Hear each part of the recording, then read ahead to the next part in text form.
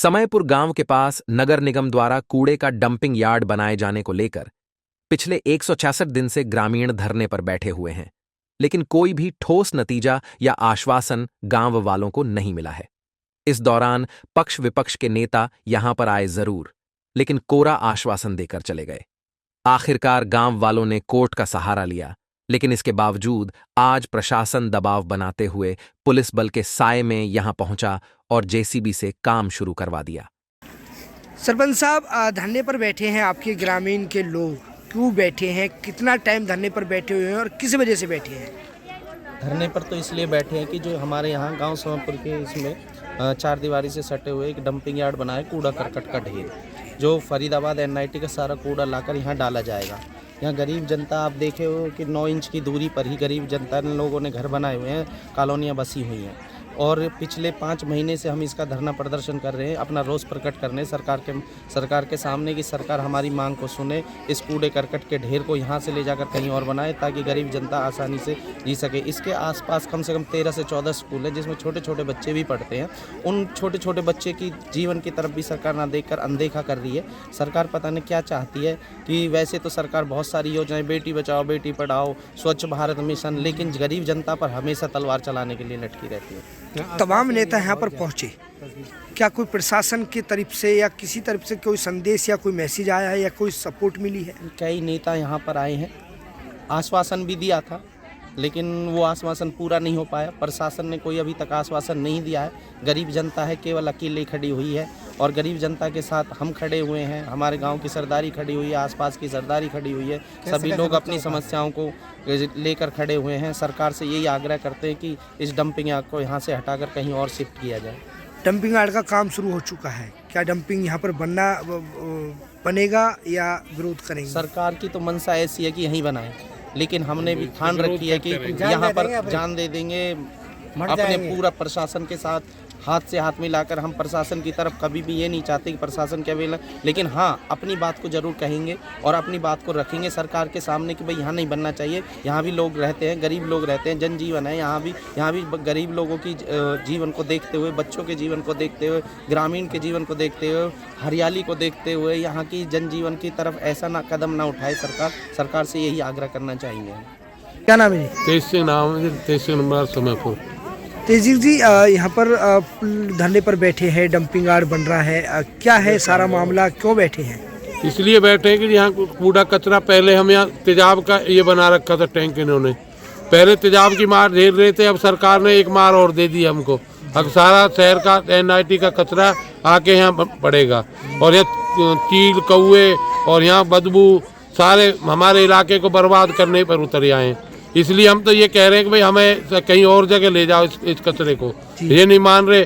पहले रिवाजपुर हुआ, फिर वहाँ पाली हुआ, उसको डंपिंग को बदलते बदलते लास्ट कमज़ोर एरिया यहाँ समझ के सरकार ने हमारे जुम्मे डाल दिया और सारी सरकार की देन है। सरकार ये चाहती है कि ये इलाका बिल्कुल कमज़ोर है और इस कमज़ोरी का फ़ायदा उठाकर डंपिंग यार्ड यहाँ बनाना चाहती है।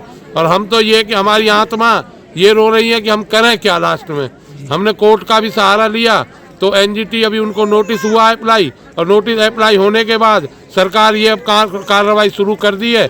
इसलिए कर दी है कि कल को कोर्ट का मैटर में हम ये बयान दे देंगे कि हमारे बयान देने में ये होगा कि हमने वहाँ काम कर चुके हैं। तो नेता यहाँ काफी, यहाँ नैनपाल यहाँ आ चुके, नीरज शर्मा यहाँ आ चुके, क्या आश्वासन मिला? क्या कुछ नहीं, झूठा आश्वासन मिला।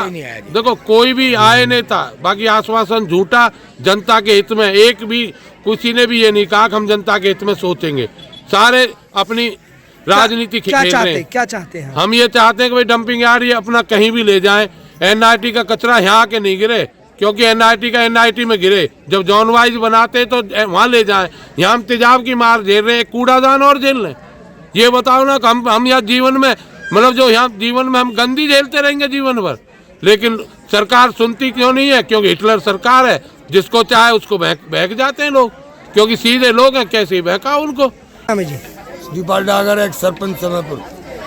सरपंच साहब, यहाँ पर डंपिंग यार्ड को लेकर विरोध में बैठे हैं, कितने टाइम हो गया बैठते हुए और क्या अभी तक कोई सरकारी अधिकारी यहाँ पर आकर के आपकी बात सुनी है? हमको यहाँ 166 दिन हो गए और हमने कमिश्नर को, डीसी को, कृष्णपाल गुर्जर को, सभी को ज्ञापन दिया है, 2-2 बार ज्ञापन दिया, उनसे 2-2 बार मिले।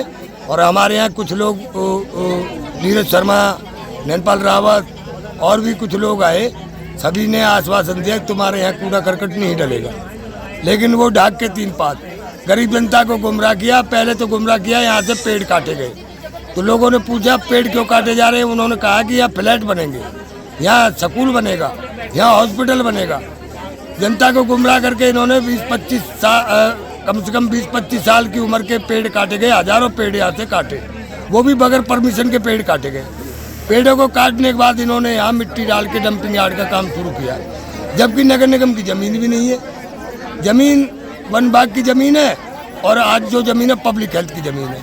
नगर निगम यहाँ ज़बरदस्ती जो कूड़ा डंपिंग यार्ड बना रहा है, ये बिल्कुल गलत बना रहा है, नाजायज बना रहा है, लोगों को मौत के मुंह में धकेल रहा है। आज पुलिस पहुंची है, प्रशासन पहुंचा है, किस लिए पहुंचा आज इसलिए पहुंचा, ये ज़बरदस्ती तानाशाही रवैया अपना रहे। गरीब जनता है, गरीब जनता लड़ाई तो लड़ नहीं सकती सरकार से, सरकार से लड़ाई कोई नहीं, वो तो कोर्ट है। कोर्ट में भी, कोर्ट का भी हम सहारा ले रखा है हमने, कोर्ट में हमारा टाइम है।